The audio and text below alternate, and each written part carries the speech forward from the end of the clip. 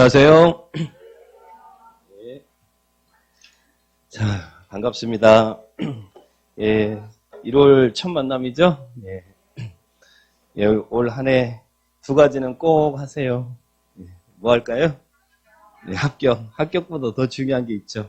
건강하셔야 됩니다. 건강하시고, 그리고 또 여기 계신 분들은 올해 꼭 다들 합격하시기 바랍니다. 그리고 여러분이 합격할 수 있도록 저도 최선을 다하도록 하겠습니다. 자, 그러면 오늘 이제 제 과목이 무슨 과목이에요? 부동산 공법. 1차 과목이에요? 2차 과목이에요? 2차. 2차 과목 중에 제일 재밌다고 하는 과목이죠? 네. 자, 예, 오늘 처음에 이제 1월 처음인데, 이제 처음 오신 분도 계실 거예요. 수업을 처음 받으신 분도. 그래서 간단하게만 공법이 뭐냐, 이것만 간단하게 볼게요. 부동산 공법이잖아요. 부동산의 반대말은 뭐예요? 동산. 동산은 움직이는 건데, 부동산은 움직이지 않는 거죠? 그래서 민법에서 여러분, 부동산이라는 개념을 배워요. 부동산이란 토지와 토지 위에 있는 정착물을 말한다. 그죠? 근데 토지와 토지에 있는 정착물에는 많이 있지만 그 중에서도 정착물 중에 제일 중요한 건 건축물이겠죠. 그래서 부동산 공법은 토지공법, 건축물공법이 결합돼서 부동산 공법이다 표현해요. 부동산은 그렇게 정의하고 우리 공법 또 민법 시간에 배우죠. 법에는 공법이 있고 사법이 있다 뭐 이런 것들 배워요. 사법은 개인과 개인 간의 법률 관계를 나타내고 있는 법이죠. 근데 이 공법은 국가 등 행정 주체와 개인 간의 법률 관계를 나타내고 있어요. 그래서 여러분은 민법 시간에는 가불 병정을 배우잖아요. 그죠? 근데 공법 시간에는 가불 병정은 안 배워요. 국가 등 행정 주체와 개인 간의 이런 관계를 배운다는 얘기예요. 그래서 사법이 개인의 이익을 보호한다면 공법은 공익을 위해서 존재하는 법이에요. 국가 등 행정 주체가 우리에게 뭐 해라 하지 말아라 규제를 가는 법이에요. 그러면 부동산에 대해서 쉽게 규제를 가한다고 생각하시면 돼요. 부동산은 유한하잖아요. 그래서 마음대로 찍어낼 수 있는 제어가 아니기 때문에 유한하기 때문에 국토를 효율적으로 이용할 필요가 있다. 그래서 공법에 대해서 부동산에 대해서 공적 규제를 하는 법이다. 이렇게 생각하시면 돼요. 그러면 부동산에 대해서 공적 규제를 하는 이런 규제법이 대한민국에 많이 있어요. 많이 있는데 그 많은 부동산 공법 중에 우리 공인중개사 시험에서는 6개 법률을 하나의 부동산 공법이다라고 해서 40문제를 출제한다는 이야기예요. 몇 개 법률을 우리 공인중개사 시험에서는 부동산 공법이라고 한다고요? 6개 법률. 자, 그러면 그 6개 법률이 어떤 건지 한번 볼까요? 우리 교과서에 차례가 나와 있어요. 거기에 차례 그래서 부동산 공법에 대한 컨텐츠 차례 그래서 앞장에서 쭉 몇 장 넘겨보시면 이 책의 차례가 딱 나와요. 찾으셨어요? 예, 거기 보면 제일 첫 번째 나오는 게 국토계획 및 위헌한 법률이죠. 이 국토계획과 이용에 관한 사항을 정하고 있는 법인데 이 국토계획 및 위헌한 법률은 시험에 몇 문제가 출제가 되냐면 12문제가 출제돼요. 여기서 국토계획 및 위헌한 법률은 몇 문제 출제된다고요? 12문제. 그래서 30%가 출제됩니다. 6개 법률 중에 이 하나 법에서 30% 출제되고 그 다음에 또 두 번째는 도시개발법 있죠. 밑에 도시개발법. 우리 검단 신도시 생각하시면 돼요. 개발이라는 건 없는 걸 새로 만드는 거잖아요. 그래서 우리 신도시 개발하고 하는 것들이 도시개발 사업입니다. 그러면 이런 개발 사업의 시행 절차를 규정한 법이 도시개발법인데 도시개발법은 시험에 6문제가 출제가 됩니다. 자, 6문제. 그 다음에 또 오른쪽으로 가보니까 도시 및 주거환경 정비법 나왔죠. 주거환경. 그러면 정비라는 말, 개발이란 말은 없는 걸 새로 만드는 거지만 정비는 뭐예요? 정비는 있는 걸 뜯어 고치는 거잖아요. 그래서 우리 구도심 지역에 건물이 시간이 흘러 노후 불량하면 우리 주변에 재개발도 하고 재건축도 하고 그러죠. 이런 재개발, 재건축 이런 사업을 정비사업이라고 그래요. 그럼 이런 정비사업의 시행 절차를 규정하고 있는 법이 무슨 법이냐면 도시 및 주거환경 정비법이다. 이렇게 기억하시면 돼요. 쉽게 말해서 재개발, 재건축과 관련된 법이다라고 생각하시면 됩니다. 이 정비법 시험에 몇 문제 출제되냐면 6문제 출제됩니다. 6문제. 그 다음에 또 뒤로 넘겨보시면 건축법이 나오죠. 우리 부동산 공법, 부동산이랑 건축물도 해당된다고 그랬잖아요. 그래서 건축물, 여러분이 건물 지을 때는 그냥 지으면 돼요? 아니면 허가 받아야 돼요? 허가 받고 다 해야 되죠? 건축법에 맞게 지어야 되죠? 자, 그래서 건축물의 일반법인데 건축법 시험에 몇 문제가 출제냐면 7문제가 출제됩니다. 건축의 7문제. 그 다음에 이 건축물 중에서 제일 중요한 건축물이 뭘까요? 주택이죠. 여러분이 땅 사서 주택 지을 때는 건축법에 건축을 받는데, 근데 주택을 짓는데, 우린 단독주택은 호라는 개념을 쓰고요. 공동주택은 세대라는 개념을 써요. 그런데, 만약에 여러분이 땅 사서 주택을 짓는데 30호 이상 주택을 건설한다든지 30세대 이상 주택을 건설한다든지 그럴 때는 이 주택법에 의해서 주택이 건설됩니다. 그래서 주택법은 30호, 30세대 이상 주택 건설에 적용되는 법입니다. 자, 그러면 이런 주택의 건설과 공급과 그리고 관리 등에 대해서 규정하고 있는 법이 주택법이에요. 이 건축물 중에 제일 중요한 건 주택이잖아요. 그래서 여러분들이 한 번쯤은 들어보셨던 뭐 투기 과열지구니 조정 대상 지역이니 분양가 상한제니 다 주택과 관련돼 있잖아요. 그래서 이 주택법에서 그런 내용들이 나옵니다. 주택법은 시험에 7문제가 출제가 됩니다. 7문제 보시고 그 다음에 오른쪽 농지법 있죠. 농지법도 우리 시험 과목이에요. 농지. 대한민국 땅 중에 유일하게 소유가 제한되는 땅이 무슨 땅일까요? 농지입니다. 아무리 돈이 많아도 소유하지 못하는 땅. 우리 헌법에는 농지 소유에 대한 규정을 두고 있어요. 경자 유전의 원칙이라는 게 있습니다.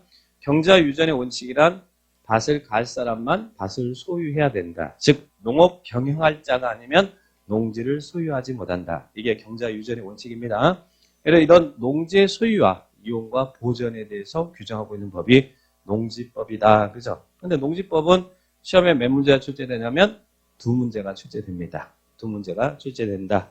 그래서 이 6개 법률에서 부동산 공법이라고 하나를 묶어서 한 과목으로 40문제가 출제가 됩니다. 보시면 되겠죠?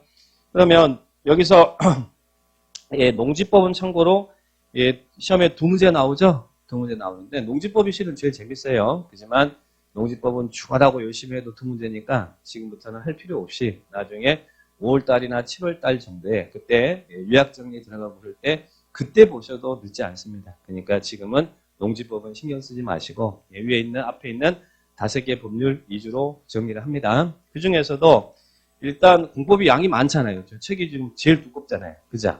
우리 공인중개사 시험에서. 그래서 이게 단기간에 절대 해결될 수 없어요. 사람들이 많이 물어봅니다. 공법 어떻게 하면 잘합니까? 이렇게 물어봐요. 어떻게 하면 잘할까요? 답 없어요.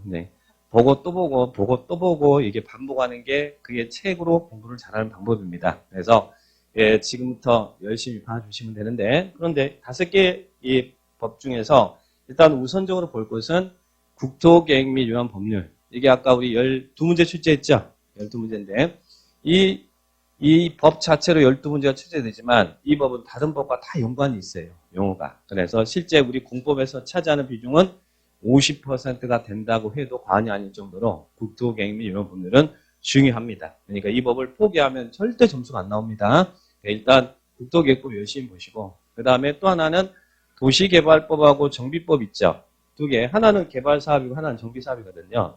그러면 개발사업은 땅 사서 택지 개발해서 분양하는 방식이거든요. 근데 정비사업은 있는 건물 뜯어 고쳐서 여러분들이 재개발도 재건축도 하니까 과정이 복잡해. 개발사업은 심플한데 정비사업은 여러 가지 내용들이 복잡하다는 얘기죠. 둘 다 6문제 출제됩니다.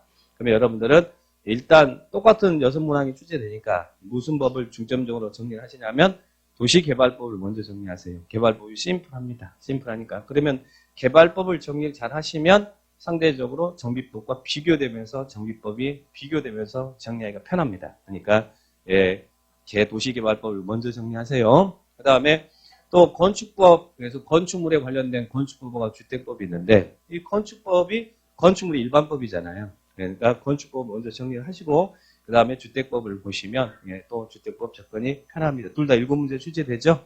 시험이 어렵게 출제되느냐 쉽게 출제되냐는 그것은 둘째 치고라도 먼저 정리를 할게 건축법을 먼저 정리를 합니다. 그러면 이 3법 국토계획법 그리고 도시개발법 도시 및 주방 도시개발법 건축법은 여러분이 5월달까지는 정리를 해주시면 돼요. 자 5월달까지만 이 3법은 딱 정리를 해주시면 나중에는 이 공법 때문에 흔들릴 일이 없습니다. 그러니까 2차 과목이잖아요. 공법이. 2차지만 5월달까지는 1차라고 생각하시고 어차피 지금 여러분이 지금 1월 달에 오셨으니까 올해 시험을 끝내겠다, 다 합격하겠다고 오신 거죠? 뭐 내년 대비 벌써 준비하고 그런 거 아니잖아요. 그죠? 그러면 5월 달까지만 이게 정리를 2차지만 1차라고 생각하시고 정리하시면 올해 여러분들이 생각한 목표 다 이룰 수 있습니다. 그러니까 5월 달까지는 공법이 2차지만 3개의 법에서는 1차라고 생각하시고 꾸준히 이렇게 좀 봐주시기 바랍니다. 아셨죠? 예, 이렇게 정리하시고요. 자, 그 다음에 이제 뒤로 또 넘겨볼까요? 이제 바로 들어갈 겁니다. 자, 우리 제일 중요한 법이 무슨 법이라고 했어요? 국토 계획 및 유연한 법률. 즉, 전국토에 대해서 계획을 수립하고 이용에 관한 사항을 정하고 있는 법이에요. 자, 굉장히 정책적인 법인데 이 국토계획법을 배우기 전에 자, 간단하게 이 기초적인 부분들을 보도록 하겠습니다.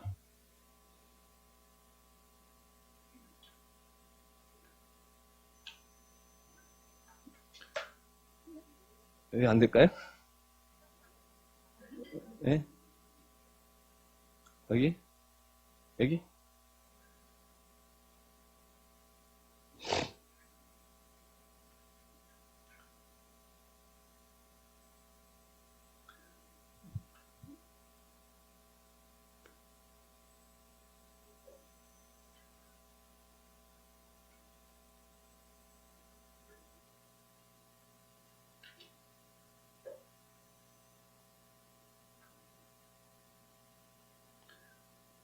한참 분위기 후끈 달아오르고 있는데, 그죠?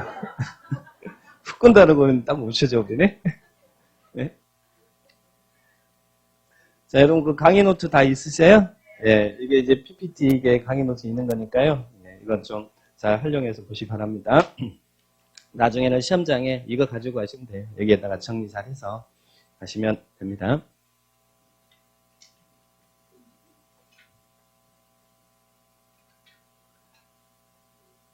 건전지 없는 거 아니에요?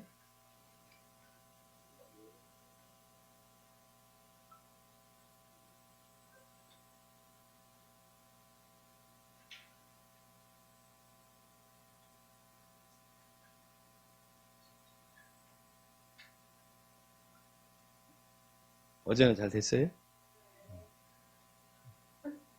기가 저를 싫어하는 모양인데.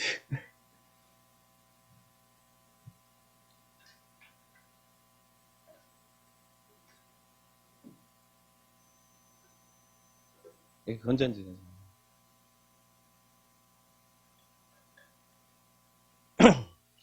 자, 그 교재 그러면 28페이지에 국토계획법 거기 앞에 전체 한눈에 보기 나왔죠. 기본서 그죠? 네, 거기에 국토계획 및 이용에 관한 법률이잖아요. 그래서 우리 국토계획법은 크게 두 가지 체계로 구성되어 있다는 이야기. 뭐와 뭘로? 계획 부분하고 옆에 있는 이용. 이용이란 말은 더 구체적으로 개발을 이야기합니다. 그래서 계획 파트와 이용 파트 두 가지 파트로 나눠져요. 계획 파트와 무슨 파트 나눠진다고요? 이용 파트. 그래서 계획을 보니까 이게 계획의 행정청이 수립하는 행정계획입니다. 그래서 우리 국토계획법에서 배울 계획은 거기 보니까 광역도시계획이라는 것도 있죠. 그러니까 이런 용어를 다 정리할 거예요. 광역도시계획, 도시군 기본계획, 도시군 관리계획. 세 가지 계획 있죠. 빅3 계획. 이 계획 중에 제일 중요한 계획이 무슨 계획이냐면 도시군 관리계획입니다. 자, 무슨 계획이라고요? 도시군 관리계획. 그래서 그 관리계획에다만 별표를 하나 딱 주시면 되겠고요. 세 가지 계획이 있다. 좀 이따 설명하고. 자, 이용 파트 오른쪽에 29페이지 보니까 이용 부분 그래서 개발행위라는 단어 나오죠. 뭐가 나온지만 한번 봐보세요. 개발행위 나오죠? 그리고 밑에 개발 밀도 관리구역이라는 거 나오죠.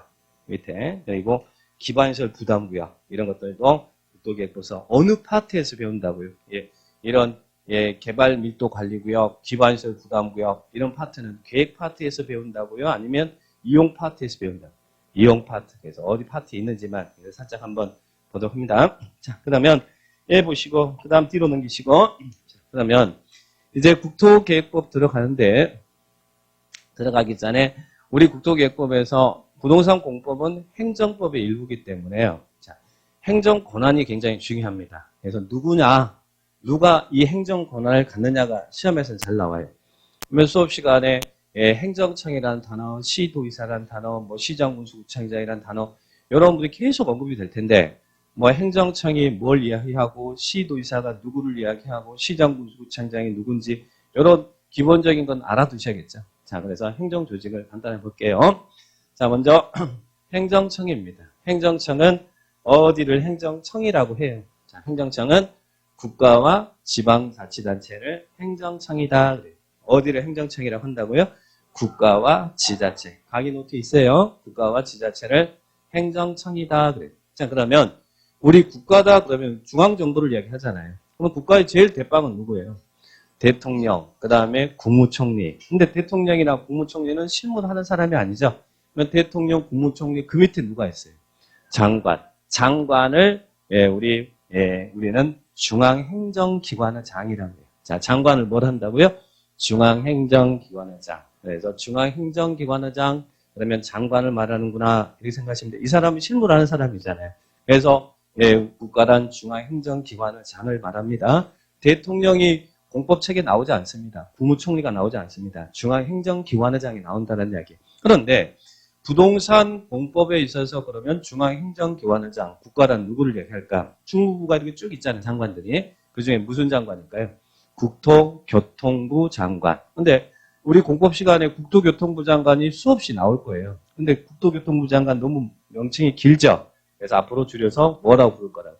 국장이다, 국장. 수업 시간에 제가 국장 그러면 뭐 우체국장인지 편집국장인지 그런 거 아니에요. 자, 국토교통부 장관을 줄여서 국장이다. 그리고 이 국장을 국가라고 부르겠다. 이렇게 생각하시면 돼요.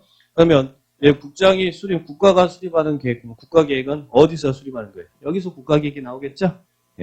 지자체가 수립하는 계획을 국가계획이라고 하지 않겠죠? 그래서 국가계획과 관련됐으면 국장이 이런 말이 막 나올 거예요. 나중에 그렇게 보시고 그 다음에 지방자치단체입니다.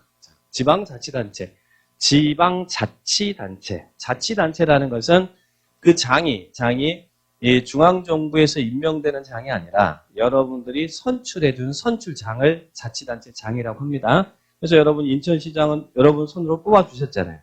또 여기 있는 서구청장이나 이런 구청장도 여러분 뽑아주셨죠. 그런 사람들을 자치단체 장이라고 그래요. 지방자치단체. 지금은 지방자치단체 시대잖아요. 자치권이 있어요. 그런데 이런 지방자치단체 장에는 광역자치단체 장이 있고 기초자치단체 장이 있다는 이야기.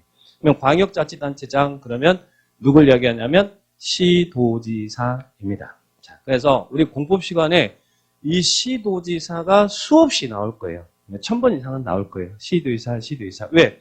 이 사람이 부동산 공법에서는 거의 주인공이나 다름없거든요. 왜냐하면 이제 지방자치단체 시대잖아요. 예전에는 중앙정부 시대 때는 중앙정부가 모든 행정권을 가지고 있으니까 누구냐 할 때 여기 장관, 국장이 나오고 그랬는데 지금은 지방자치단체 시기 때문에 중앙정부의 행정권한을 지자체장에게 많이 넘겨줬다는 이야기예요. 행정권한만 줬지 뭐 외견이, 국방이, 치안이 이런 행정권한 이런 권한은 뭐 지자체장에게 준 게 아니고 행정에 대한 권한을 지방자치단체에 줬는데 그 대부분의 행정권한은 이 시도지사가 갖고 있어요. 그래서 수업 시간에는 시도지사가 너무너무 잘 나올 거란 이야기예요. 근데 수업 시간에 제가 시도지사 하는데 시도지사가 누군지 머릿속에 퀘션 마크 붙으면 안 되잖아요. 그죠? 그러면 시도지사란 누구를 줄여서 시도지사라고 하느냐? 자, 볼게요. 시도지사란 특별시장, 광역시장, 도지사, 특별자치시장, 특별자치도지사를 줄여서 시도지사라고 해요. 자, 그러면 우리 대한민국의 특별시는 몇 개 있어요? 대한민국의 수도가 있는 서울특별시 하나 있죠? 여기 서울특별시를 이야기합니다. 특별시는 하나예요. 자, 그리고 또 광역시는 몇 개 광역시가 있을까? 6개 광역시가 있어요. 6개 광역시. 그러면 광역시가 되려면 기본적으로 인구가 100만 이상이 돼야 광역시의 기본 조건이 될 수 있어요. 근데 지금 현재 인구 100만 이상인 시라도 광역시가 안 된 시들이 많이 있어요. 뭐 수원시라든지 고양시라든지 용인시라든지 창원시라든지 이런 데는 인구 100만이 됐지만 광역시는 아니에요. 근데 이 100만 이상이면서 광역시란 타이틀을 갖고 있는 시가 6개 시가 있어요. 어디? 인천광역시, 또 저기에 있는 대전광역시, 광주광역시, 부산광역시, 울산광역시, 대구광역시. 여기 6개를 예, 6개가 광역시입니다. 거기 있는 시장은 광역시장이라고 하겠죠. 자, 그러면 광역시 6개. 도는 몇 개 도가 있어요? 내륙에 있는 도, 육지, 내륙에 있는 도. 팔도. 팔도라면 팔도 사나이 그러죠? 자, 8개 도가 어디가 8개 도예요? 강원도, 경기도, 충청남도, 북도, 전라남도, 북도, 경상남도, 북도. 8개. 여기에 8명의 도지사가 있잖아요. 그죠? 도지사. 그래서 예전에는 시도지사 그러면 특별시장, 광역시장, 도지사 이랬는데 지금은 2개가 더 추가됩니다. 누굽니까? 특별자치시. 특별자치시 어디를 특별자치시라고 그래요? 세종특별자치시. 세종시는 충청도 세종시가 아니에요. 세종특별자치시 이렇게 표현합니다. 세종시를 우리는 무슨 도시라고 그래요? 세종시를 행복도시 그러죠? 행복도시. 그러면 세종시가 가면 행복에서 행복도시인가요? 그건 아니고 행정중심 복합도시. 행정중심의 복합 기능을 갖는 도시다. 그래서 이 세종시는 충청도의 지휘감독을 받는 게 아니라 정부 직할의 지휘감독을 받도록 합니다. 그래서 이 세종시장은 인구는 얼마 안 되지만 광역자치단체장이에요. 광역자치단체장. 그러니까 이런 도지사나 서울시장하고 동급이라는 이야기예요. 거부관계가 수평이면 동급이거든요. 광역자치단체장입니다. 그리고 또 특별자치도. 그래서 여기를 앞으로 이제 세종시를 특자 부를 거예요. 그리고 특별자치도. 여기를 특도라고 할 거예요. 그럼 특별자치도는 어디가 특별자치도입니까? 섬이죠? 이게 특별자치도가 있더니 어떤 분은 독도 부르는데 독도는 아니고 제주도죠? 제주 특별자치도. 제주도지사죠? 제주도지사도 광역자치단체장 시도지사입니다. 그래서 시도지사 그러면 앞으로 몇 명을 시도지사라고 부른다고요? 특별시장, 광역시장, 도지사, 특자, 특도 5명이죠? 근데 5명이라 부르지만 실은 이런 광역자치단체장은 17명이 있잖아요. 여기 1명, 2명, 10명, 16명, 17명. 그래서 대한민국의 시도지사라고 하는 광역자치단체장은 17명이 있다. 그죠? 근데 17명이 일일이 부르지 않고 그냥 이 5명을 시도지사라고 할 거예요. 그리고 여기는 특별시, 광역시, 도, 특자, 특도를 뭐라고 불러요? 시도라고 부른다는 얘기예요. 왜? 시도 그러면 어디를 이야기하는지 아셔야 돼요. 어디가 시도라고요? 특별시, 광역시, 도, 특자, 특도를 시도라고 하고 여기에 있는 장을 시도지사라고 한다. 시도지사란다. 이들이 엄청난 행정 권한을 갖고 있어요. 자, 그래서 시도지사다. 이렇게 정의를 딱 합니다. 그러면 이 특별시 안에는 자, 우리 서울특별시. 자, 서울특별시 안에는 광역자치단체장인데 서울시장은 그죠? 서울특별시 안에는 뭘 두고 있습니까? 자치구를 두고 있죠? 그죠? 자치구. 자치구로 우리 구청장을 이야기해요. 여기 있는 구청장을 이야기합니다. 자, 그러면 이 서울시에 있는 강남구청장이라든지 서초구청장은 서울시장이 임명해주는 구청장이에요?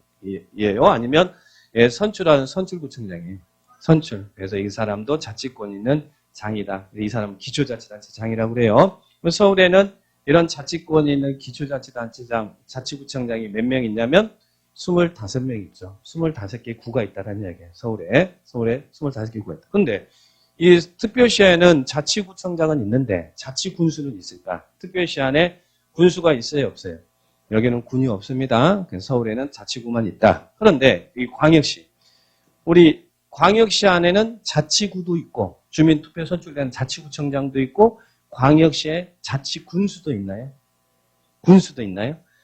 자, 우리 인천광역시에는 서구청장도 있지만 연수구도 있지만 인천광역시 강화군이 있잖아요. 강화군. 경기도 강화군 아니잖아요. 인천광역시 강화군, 인천광역시 홍진구 그러잖아요. 광역시 안에는 자치구도 있고 군수도 있더라. 이렇게 합니다. 구도 있고 군도 있어요. 자, 해보시고 여기 도, 자, 경기도. 자, 경기도에는 도 안에는 뭐가 있어요? 주민투표 선출되는 자치시장도 있고 또 선출되는 자치군수도 있죠. 도 안에 시군이 있다, 시군이 있다 이렇게 정리하셔야 돼요. 자치시군이 있다. 그런데 여기서 볼 것은 도 안에 자치시가 있는데 그 중에 이 인구가 50만 이상의 시장을 별도로 따로 부른대. 도 안에 인구가 50만 이상의 시를 대도시라고 표현해요. 대도시. 도 안에 인구가 50만 이상의 시를 뭘 한다고요? 대도시. 특별시나 광역시를 대도시라고 하지 않습니다. 도 안에 인구가 50만 이상인 시. 예를 들면 여기 경기도인데 경기도 성남시는 대도시예요, 아니에요? 인구 50만 이상 약 100만 된 적 되니까 대도시 시장이라는 이야기예요. 그죠? 근데 우리 김포시는 인구 50만 이상 안 돼요. 그냥 시라는 이야기예요. 그러면 왜 대도시 시장이라는 사람이 나오느냐? 이 사람도 기초자치단체장이에요. 기초자치단체장이지만 때로는 이 광역자치단체장처럼 어떤 행정 권한을 가질 때가 있어요. 그래서 대도시 시장이라는 사람이 별도로 개념이 나오는 겁니다. 그러면 대도시장은 도 안에 인구가 50만 이상의 시장을 말한다. 이렇게 이해를 딱 하시면 바랍니다. 그러나 지위는 기초자치단체장입니다. 그러면 여기에 있는 시장, 군수, 구청장을 우리는 뭘 한다고요? 기초자치단체장이다. 시장, 군수, 구청장을 기초자치단체장이다. 이렇게 표현해요. 그런데 이런 특별시, 광역시, 도 안에는 이런 기초자치단체가 있잖아요. 시장, 군수, 구청장이. 그죠? 그런데 이 특별자치시, 세종시에는 자치구가 여기 있는 특별시, 광역시처럼 자치구가 있어요, 없어요? 세종시 인구 30만 좀 넘었거든요. 구를 못 둬요. 인구가 얼마 안 되기 때문에. 그러나 광역자치단체장이지만 세종시에는 기초자치단체가 없습니다. 그래서 세종시장은 어떤 역할을 하는 거예요? 광역자치단체장이면서 기초자치단체장 역할도 같이 합니다. 누구냐 할 때 세종시장은 무조건 다 끼는 거예요. 여기 할 때도 끼고 여기 할 때도 끼고 하는 거예요. 기초자치단체가 없으니까. 그죠? 그러면 자, 우리 제주 특별자치도. 제주도에는 군이 있어요, 없어요? 제주도에는. 예전에 제주 특별자치도가 되기 전에 행정구역이 개편되기 전에는 제주도에도 군이 있었어요. 근데 지금은 군 없습니다. 제주도에 군 없어요. 자, 그러면 제주도에 시가 있을까요? 있어요? 무슨 시가 있어?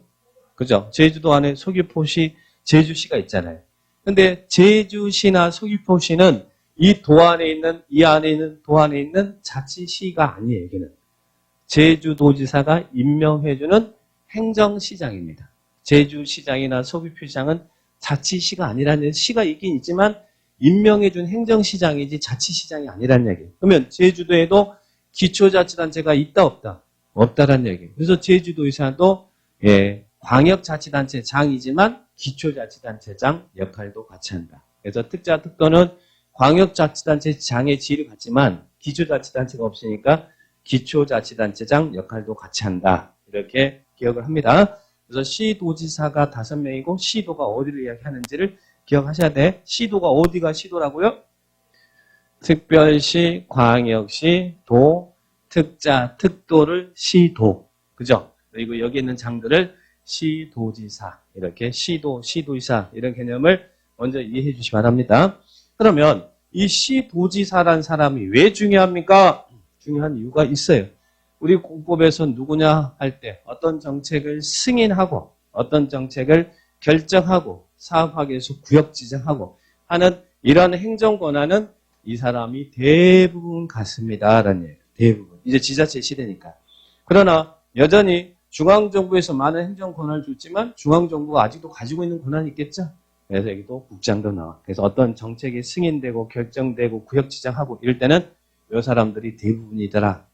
원칙이다. 반드시 그런 게 아니고 원칙은 이렇다. 물론 예가 있겠죠. 그리고 또 시장, 군수, 구청장은 그럼 어떤 역할을 하느냐. 우리에게 인허가 해주는 사람. 여러분이 건물을 짓는데 우리 여기 서구에서 건축물을 지을 때 건축 허가 권한을 갖고 있는 사람은 인천시장이 허가 권한을 갖고 있는 게 아니라 해당 구청장이 가지고 있어. 시장, 군수, 구청장은 우리에게 건축 허가를 해주거나 조합을 설립할 때 인가하거나 이런 허가나 인가하는 이런 권한자가 기초자치단체장이다. 그래서 큰 것들은 이런 정책을 어떤 결정하고 하는 사람들은 대부분 시도의사, 국장이고 우리하고 가깝게 지내는 사람들은 시장, 군수, 구청장이다. 이렇게 큰 구분을 먼저 해놓으시기 바랍니다. 그래서 시도의사, 시장, 군수, 구청장 구분할 수 있어야겠죠? 자, 그렇게 봅니다. 그래서 여기 있는 시장하고 여기 있는 시장이 달라요. 서울시장하고 김포시장은 다른 거예요. 그죠? 그래서 여기는 광역자치단체장이고 여기는 기초자치단체장. 여기는 시장은 여기에 있는 시장을 얘기하는 거예요. 그죠? 그리고 저 위에 있는 시장은 요 시장을 이야기하는 것이고 그래서 시도의사와 시장군수구청장은 다른 개념이다. 그렇게 이해를 딱 하셔야 됩니다. 자, 그러면 시도지사 개념 하나 두시고 그 다음에 또 하나.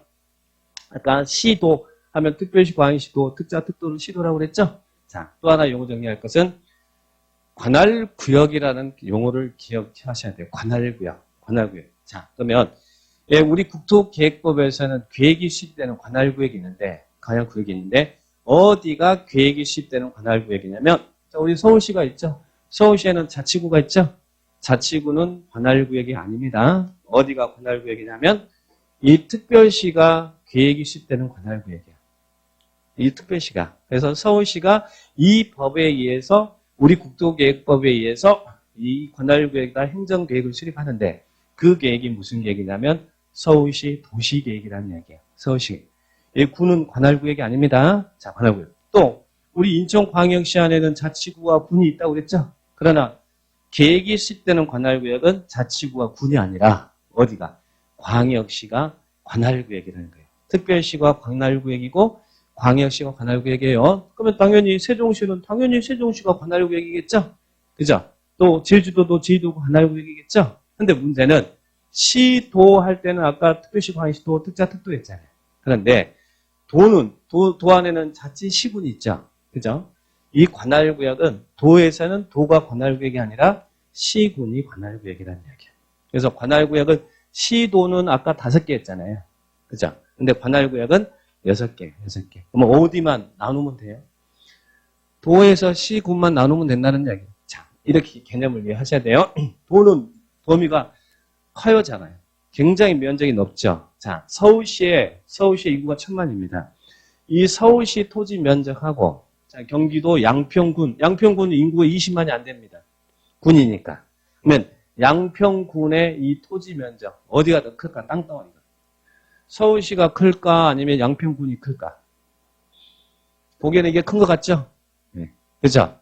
양평군이 토지 면적이 서울시보다 양평군의 면적이 더 커요. 그런데 계획을 도 단위로 수립해라 그러면 안 되잖아요. 그러니까 군 안에서는 시군이 관할구역이라는 이야기예요. 시군이 당연히 시군 단위로 수립. 그러면 이 서울시가 서울시 관할구역을 대상으로 수립하는 행정계획을 이 법에서는 뭐라고 하냐면 서울시 도시계획이라고. 시에서는 도시계획, 시 관할을 대상으로 수립합니다. 인천시가 인천시 관할을 대상으로 수립하는 계획이 인천광역시 도시계획이 된다는 얘기예요. 자, 세종시가 세종시 관할을 대상으로 수립하면 세종시 도시계획. 이 제주도가 제주도 관할 대상으로 제주도 도시계획이라고 해요. 제주도 도시계획. 그리고 김포시가 김포시 관할 대상으로 수립하면 김포시 도시계획이 돼요. 그런데 양평군이 양평군 관할을 대상으로 수립하면 양평군 계획이 돼요. 그래서 시에서는 도시계획, 군에서는 군계획. 시에서는 도시계획, 군에서는 군계획. 그래서 도시계획, 군계획을 합쳐서 도시군 계획이라고 해요. 그러면 도시군 계획은 어디서 수립하는 거예요? 당연히 관할구역에서 수립하는 계획이다. 그래서 관할구역은 6개를 이야기합니다. 자, 어디를 관할구역 한다고요? 특별시, 광역시, 특자, 특도, 시군. 여기만 구분하면 돼요. 시도는 어디를 시도를 한다고요? 특별시, 광역시, 특자, 특도, 도. 그죠? 도. 그러니까 시도하고 관할구역은 이것만 구분하면 됩니다. 이것만 구분만 잘 하세요. 자, 그래서 기본적으로 행정청이 뭔지, 시도지사가 누군지, 그리고 관할구역은 어디를 이야기하는지 이런 기본 개념을 정리합니다. 자, 그러면 우리 어디를 행정청이라고 그랬어요? 어디를 행정청이라고 그랬어요? 국가와 지자체 행정청이라고 그랬죠? 국가와 지자체 행정청. 그러면 이 행정청이 수립하는 계획을 우리는 무슨 계획이라고 하냐면 행정계획이라고 해요. 행정청이 수립하는 계획을 무슨 계획을 한다고요? 아까 국가지자체는 행정청이 수립하는 계획을 행정계획이라고 한다는 이야기예요. 자, 그러면 왜 행정청이 계획을 수립할까? 여러분, 1월 1일 연초 돼서 여러분 1월 1일 떠오르는 일출 보셨어요? 뭐 이게 직접 가셔보신 분도 있고 뭐 TV를 통해서 이렇게 보신 분도 계실 거예요. 자, 떠오르는 태양을 보면서 여러분 뭐 했어요? 떠오르는 태양을 보면서 뭐 했어요? 소원을 빌어봤어요? 소원을 빌어봐? 어떤 소원? 합격. 오로지 합격이에요. 자, 공인중개사 시험 합격. 또 하나, 건강이죠. 제가 건강하고 우리 가족 건강, 그러죠. 또 내 건강, 또 시험 합격. 그러면 우리도 어떤 이 건강하기 위해서 또 공인 중개사 시험을 합격하기 위한 목적이 있으면 그 목적을 위해서 어떻게 해야 돼요? 그 건강하게 한 계획을 수립해야 되고 시험에 합격하기 위한 계획을 수립해야 될 거 아니에요. 즉, 그러면 우리가 우리의 어떤 목적을 달성해서 우리들도 어떤 계획을 수립하는 것처럼 행정청도 공익이라는 목적을 달성하기 위한 활동 기준이 필요하다는 이야기예요. 그 활동 기준을 설정하는 것을 행정계획이라고 해요. 쉽게 말해서 행정청이 수립하는 계획인데, 자, 그런데 이 행정청이 수립하는 이 계획에는 비구속적 계획이 있고 구속적 계획이 있대. 자, 용어가 좀 나오죠? 그러면 이 구속은 또 뭐고 비구속은 뭐냐? 자, 행정청이 계획을 수립했는데 행정기관에게만 영향을 미치고 우리에게는 직접적인 법률상의 효력이 없대. 행정청에게만 영향을 미치고 우리에게는 직접적인 영향을 미치지 않는데. 예를 들면 인천시 관할에 대한 장기 플랜을 짜요. 2030년도까지 인천시 인구를 500만을 만들겠습니다라는 이런 인천시 기본계획을 수립했어. 그러면 이 2030년도까지 인구를 500만 인구를 만들겠습니다라는 이런 장기 계획은 우리에게 직접적인 영향을 미쳐야 미치잖아요. 지들이 앞으로 이렇게 하겠다는 행정 내부적 지침에 불과한 것이지 우리에게는 법률상의 효력이 미치지 않죠. 그런 행정계획을 비구속적 계획이라는, 구속력이 없는 계획이라는 이야기예요. 그런데 인천시가 여러분 땅에다가 여기에 쓰레기 매립장 설치하겠습니다라고 이렇게 계획을 수립해놨어. 또 여기에다가 폐기물 처리 시설을 설치하겠습니다라고 했어. 그러면 이 여러분 땅에 쓰레기 매립장이 설치되고 폐기물 처리시설 설치되면 이런 결정이 있으면 이런 것은 여러분에게 직접적인 영향을 미쳐요, 미치잖아요. 미치죠. 이런 계획을 직접적인 영향을 미치는 계획을 구속력이 있는 계획이다. 그래서 행정기관뿐만 아니라 우리에게도 직접적인 법률상의 효력을 미치면 그런 행정계획을 무슨 계획을 한다고요? 구속적 계획이다. 구속이란 말은 직접적인 효력이 미친다는 얘기예요. 누구한테? 우리한테 직접적인 효력이 미친다. 그래서 구속이라 그래요. 비구속은 직접적인 효력이 미치지 않는다는 얘기예요. 그러면 구속적이냐 비구속적이냐 나누는 기준은 뭐에 의해서예요? 뭐에서? 행정청이 계획을 수립했는데 우리에게 직접적인 영향을 미치지 않으면 구속력이 없는 것이고 행정청이 계획을 수립했는데 우리에게 직접적인 영향을 미치면 구속력이 있다는 이야기죠. 그래서 우리를 대상으로 하는 거예요. 행정기관을 대상으로 하는 게 아니고 행정청이 계획 수립했는데 자기들이 계획도 안 지키면 그건 계획도 아니잖아요. 근데 우리를 기준으로 우리에게 직접적인 법률상의 효력이 있으면 구속력이 있는 계획이다.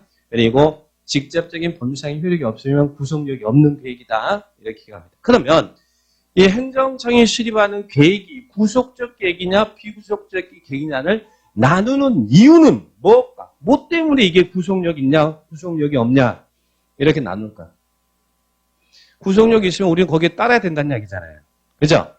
구속력이 없으면 우리는 따르지 않아도 된다는 이야기잖아요. 자, 그러면 비구속적 계획이라는 말은 결론적으로 이제 비구속적 계획 그러면 항상 이제 개념을 이렇게 이해하시고 비구속적 계획은 그 계획을 수립한 행정청을 상대로 다툴 수 있을까요? 없을까요? 여러분이 행정청을 피고로 쟁송 제기를 할 수 있을까? 없을까? 구속력이 없으면 나에게 직접적 효력이 미치지 않으면 쟁송 제기를 할 수 없죠. 그래서 비구속적 계획이란 말은 행정 쟁송 제기가 불가하다. 그래서 앞으로 비구속적 계획 그러면 행정 쟁송 제기 불가. 이렇게만 기억하고 있으면 돼요. 구속력이 없으니까 그 계획을 수립한 행정청을 피고로 다툴 수가 없어요. 법원에다가 소송 제기하면 각하시켜버려요. 소송물이 아니라고. 우리가 다룰 영역이 아니다라고 해서 소송을 각하시켜버립니다. 자, 그래서 비구속적 계획은 쟁송 제기 불가. 자, 이에 반해서 행정청이 계획을 수립했는데 이런 계획 결정이 잘못되면 여러분은 이 계획 결정을 취소시켜 주세요라고 이 취소 소송 등을 제기할 수 있을까 없을까? 행정청을 상대로 다툴 수 있을까요? 행정청을 상대로 다툰 걸 쟁송이라고 그래요. 그러면 구속적 계획이라는 말은 이꼬로 항상 행정 쟁송 제기 가능하다. 그래서 구속적 계획 그러면 쟁송 제기 가능. 이렇게 딱 연결시켜 주면 돼요. 비구속적 계획 그러면 항상 따라 붙는 건 뭐라? 쟁송제기 불가. 구속적 계획 그러면 쟁송제기 가능. 행정 쟁송제기 가능. 이렇게 기억을 딱 하시 바랍니다. 자, 그리고 또 하나는 자, 우리 지금 배우고 있는 게 행정계획이잖아요. 자, 근데 행정계획의 일반 원칙을 기억합니다. 행정청이 수립하는 계획. 우리 행정조직이 아까 국가 지자체 있었죠? 국가는 누구를 국가라고 했어요? 국장이라고 그랬죠? 자, 국장 밑에 지자체는 어디가 있었어요? 시, 도지사, 광역자치단체장이죠? 그리고 시도지사의 지휘감독을 받는 게 어디예요? 시장, 군수, 구청장. 자, 이게 이제 행정조직이자. 그것처럼 행정조직에도 상하조직이 있는 것처럼 행정청이 수립하는 계획도 상위 계획이 있고 하위 계획이 있어요. 행정계획도 상위 계획 있고 하위 계획이 있어요. 자, 그러면 요게 상위 계획일 것이고 요게 하위 계획일 것이고 이게 하위 계획일 거 아니에요. 자, 그럼 행정청이 수립하는 계획은 이 하위 계획은 상위 계획에 적합해야 됩니다. 이게 적합성의 원칙. 적합이라는 말은 부합돼야 된다는 이야기예요. 하위 행정계획은 상위 계획에 적합해야 돼요. 상위 계획의 내용에 적합해야 됩니다. 자, 그리고 당연히 그러면 상위 계획은 하위 계획을 수립하는데 뭐가 돼야 될까요? 지침을 제시해야 된다. 이게 적합성의 원칙이다. 하위 계획은 상위 계획에 적합해야 됩니다. 하위 계획은. 근데요, 여기서 볼 것은 이 상위 계획의 내용과 하위 계획의 내용이 부딪혔대. 충돌했다는 이야기예요. 그러면 법률은 뭐가 우선하도록? 상위 계획이 우선한다. 상위 계획이 우선한다. 하위 계획은 상위 계획에 적합해야 되지만 상위 계획의 내용과 하위 계획의 내용이 부딪히면 뭐가 우선한다? 상위 계획이 우선한다. 이것도 지문도 기억하시기 바랍니다. 그리고 또 하나는 방금 전에 제가 적합성의 원칙이 있다고 했죠? 하위 계획들은 상위 계획에 적합해야 된다고 그랬잖아요. 그죠? 그런데 상위 계획의 내용에 위반하는 하위 계획이 있대. 상위 계획의 내용에 위반하는 하위 계획이 있대. 그럴 때 이 하위 계획이 무조건 무효가 될까? 적합성의 원칙에 위배됐다고 해서 하위 계획이 다 무효가 될까? 자, 우리 판례는 상위 계획에 위반한 하위 계획은 적합성의 원칙이 위배됐으니까 하자가 있는 취소 사유는 된다. 그러나 당연 무효는 아니다라는 이야기예요. 그래서 상위 계획에 위반한 하위 계획이 있다 하더라도 여러분은 그 하위 계획에 따라야 될 의무가 있다는 이야기예요. 그러니까 상위 계획에 위반한 하위 계획은 무조건 무효다 그러면 안 돼요. 상위 계획에 위반한 하위 계획은 하자가 있는 취소 사유는 될지언정 당연 무효로 보지는 않는다. 그러니까 적합성의 원칙에 위반한 하위 계획은 당연 무효이다. 그러면 그 문장은 맞는 문장, 틀린 문장? 틀린 문장. 이렇게만 기억을 딱 하시기 바랍니다. 자, 그래서 이제 이런 기본적인 행정조직, 행정계획 이런 일반 개념 정리를 좀 해놓으시고요. 자, 그러면 이제 국토계획법 본격적으로 들어가 볼까요? 자, 그러면 교과서 이제 30페이지에 국토계획 이런 법률 나오죠? 자, 근데 여기는 좀 쉬었다 하자. 네.